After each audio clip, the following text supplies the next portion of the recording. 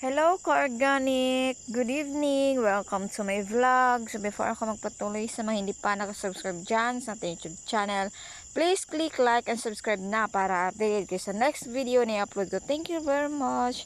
So katatapos ko lang mag-transplant ng ating leafy veggies. Ayan, mustasa.